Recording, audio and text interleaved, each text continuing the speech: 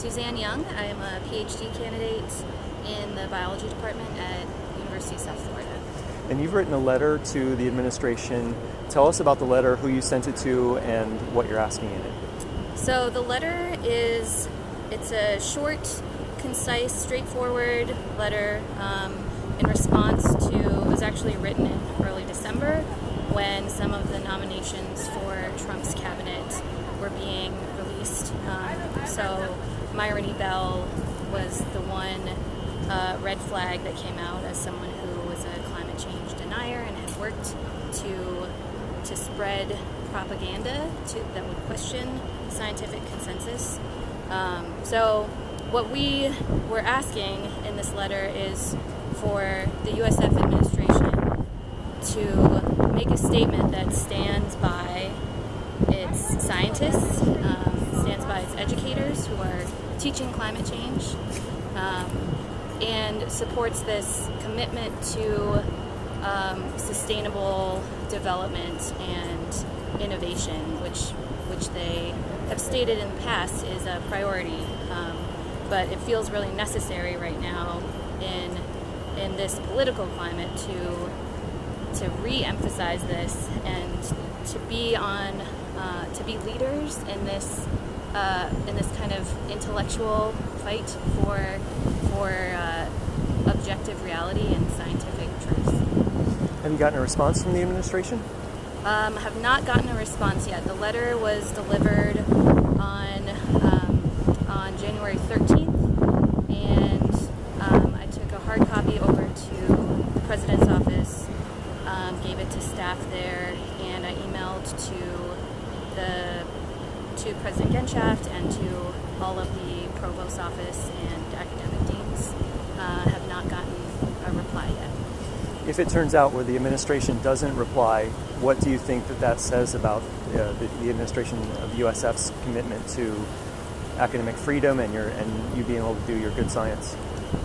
I think it's not an option right now to remain silent, and as academic leaders, we need to take responsibility for intellectual integrity, and we need to speak out and stand up for objective facts and for scientific consensus. So if there's no statement, whether it's directly responding to our letter or in some way responding to this attack on science, then I'm sure people here will mobilize and will put pressure on our administration, on our community to recognize the severity and reality and danger that's posed by the threat of climate change.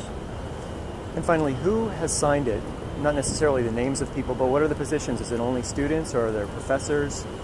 It's over 100 signatures, including a lot of grad students in the sciences, including faculty, including some administrators, some department chairs, and it's a very broad group from over a dozen different departments.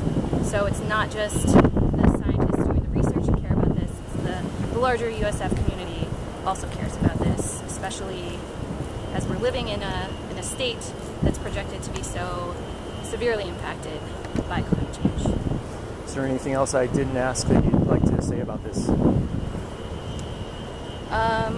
Just that we need to keep pressuring our leaders at the local level, including in our academic institutions, and also in our local governments.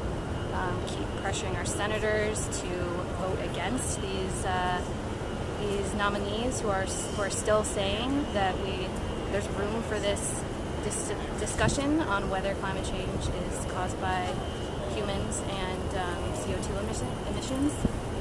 So yeah, just calling Rubio, calling Nelson to push them to vote against Scott Pruitt for the EPA and Rick Perry for Department of Energy, who are openly climate change deniers and will not accept the consensus of scientific experts, which is just really irresponsible and dangerous.